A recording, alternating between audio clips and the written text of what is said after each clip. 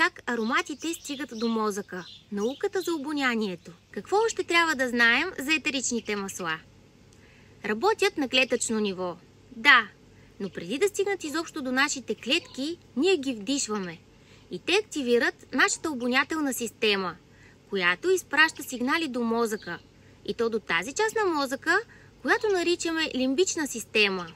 Тази лимбична система включва няколко структури, но най-общо казано, там се раждат нашите емоции, там се сформира нашето поведение и там се складира нашата памет.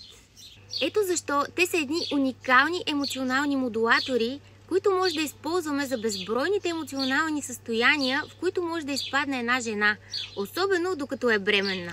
Както се казва, тя може да изпадне в двете крайности на настроенията си по много пъти на ден. Така че маслата тук могат да ни помогнат да запазим този баланс, тази хармония, докато преминаваме през най-прекрасния период за всяка една жена. Аз бях Ирена Христова.